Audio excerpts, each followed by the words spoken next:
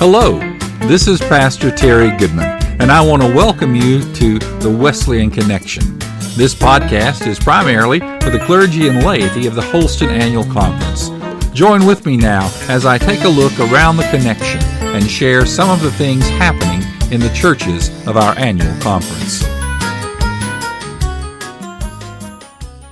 Hello, this is Pastor Goodman, and I hope you're going to enjoy today's podcast.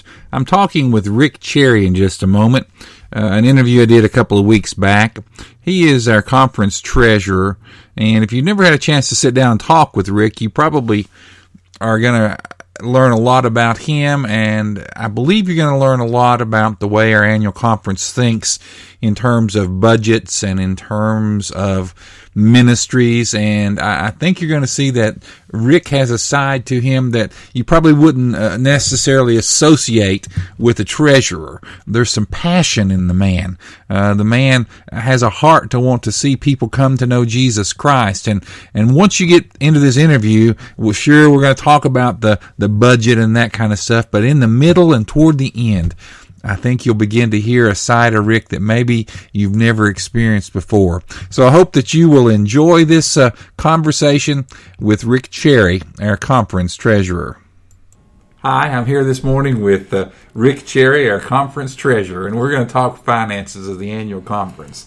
When we talk about the annual conference and finances, pretty much we're talking about the fact that it's the churches through their tithes that supply the finances that you deal with. Is that right? That is correct, and we're very thankful for the churches and their participation in that process. It helps get the ministry done of the Holston Conference, and also more so our connection with the general church. That's 1/3 of our budget would be with the general church and the general church apportionment. So even small churches have an effect across the world due to our connection. That's something that I'm not sure all churches quite realize. They think, we've got to give that money to the annual conference, but the annual conference sort of is apportioned an amount relative to all the other annual conferences as well. We're all in it together, and they have a formula, and they go based upon what our churches are capable of producing, and they have all that information from the year-end reports. And the surprising thing is many times people worry and think that the general church that the apportionments are too high for the general church. But the funny thing that happened this year at General Conference is they presented a budget, and then they passed a budget that was $500,000 more than what they even $5 million more than what was even proposed. So that seems contrary to rational thought. And I think that happens sometimes here in the conference too. People think that the tithes. Well, of course, the tithe has remedied we live into the tithe now. We don't set the budget, which is very difficult in times because we don't know until January 15th what we're going to receive, because that's when the last tithe comes in, and we've had to pay these payments based upon the budget throughout the year. So for the past 5 years, we've ran a deficit, and we're no longer going to be able to run a deficit. And we've reduced the budget last year by 10% across the board, which I don't think anybody in CFA was particularly happy to do it that way, but they thought that was a more fair way. This next year, when we had proposed budgets that came from committees, they reduced the proposed by an additional 4 or 5%, 4%, I believe, and they weren't glad to do that. What they've done now, we've set up small groups, and we're going to look at the whole tithe collection and things, and see how we can better live into that. We're the only conference in the denomination that is at tithe. There's some who are trying to go that way. The ones who have, because 5 years ago that was the bandwagon that everybody was going to jump on. They thought it was biblical, and thought it would be very good for us to learn to live within that. But the problem is tithing starts at the local church. And the local church realizes that not everybody's tithing, or they would have more money than they could. They had plenty of money. So you're saying that the local church itself is realizing that its members are not tithing. And I did some studies on giving units, which would be families, and that's the way we record it. And at one of our largest churches, the average salary, if we base it on them tithing, would be an annual income of $22,000. Based on what they give. Based on what they give versus which that is below poverty. So you see, tithing would work if it started at the beginning, but the local church can't. It's just not. There could probably be a better way of doing it. It needs to be a grassroots movement. It does. And work its way up rather than down. And you know, it comes to a point when you have limited number of dollars. What can we fund and what can't we? And we're looking. We have a strategy team now that's looking at how can we do ministry better. I think that a sad realization is that 50 years ago, when we set our structure up, it was more to manage the people, because everybody was coming to church. It was not a matter of what are you going to do on Sunday morning. There was not soccer practice Sunday morning. It was common that you went to church. Church was the thing to do. Church was the thing to do, and then you would go to mama's or grandmama's or somebody and have lunch, have a relaxing evening, get ready for the day. That's not the way we're working these days. People have so many things, opportunities, that rather now than manage the people, we need to be out cultivating the people. That is a difficult concept to bring under the umbrella of what a church does, because, you know, one of the money's in the minds of most people a private kind of thing. Yes. At the local church level, especially, you know, it's people really don't want other folks to know how much they give. Exactly. And that becomes difficult to even at a local church level to plan a budget. You don't know. Exactly. So we understand here in my office, I understand. I don't go shouting and saying people are not, you know, and not paying enough. I mean, they're paying what's available. But I think it is the grassroots. I think you bring that up perfectly. And I think that it's also a change in society. I had to fly out to San Francisco for the National Treasurer's annual meeting, and the lady next to me on the plane, we got to she started talking with me, and she said, "Oh, I'm United Methodist," and she told me the church that she went to, and I said, "Oh, yes, I know." And she said, "Well, I want to ask you something since you're with the conference. What is the conference going to do for me?"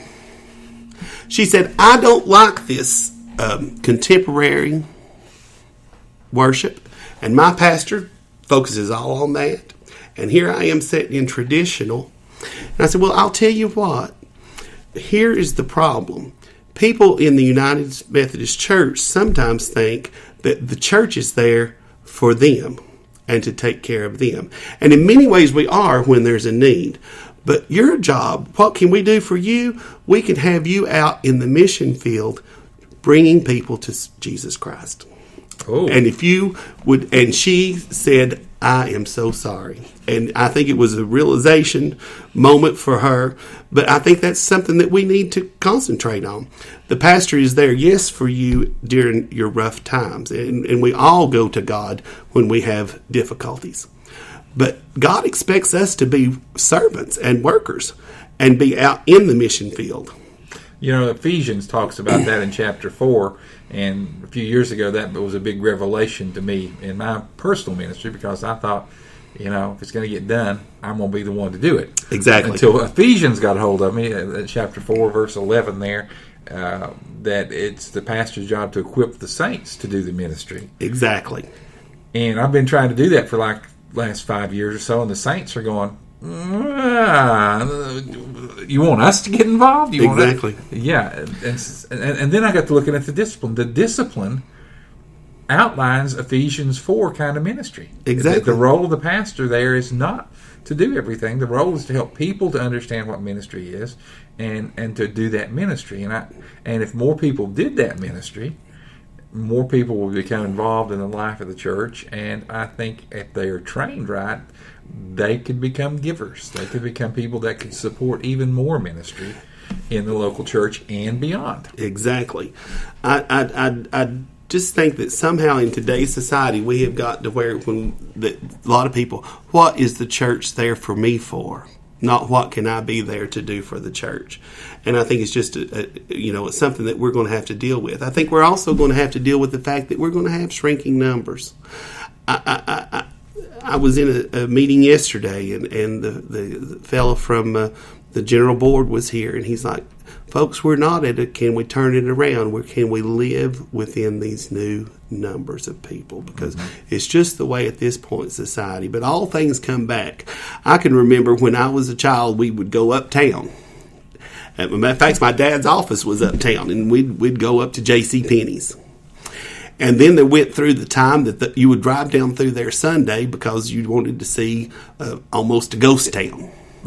Now uptown is thriving, so I think that the need for God in people's heart and Jesus working in their life is always going to be there, and that we're going to have a revival at some time. I just don't know when it's going to be and where it's going to be.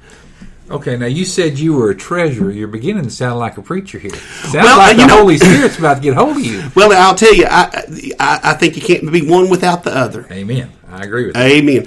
And my kids get on me and said, "Oh, Daddy, all you talk about is money." Well, that's what they pay me to do, is to talk about money. And I remember when my son graduated, he graduated from a private Christian school, Grace Christian Academy. It's not Methodist, but it's a good school.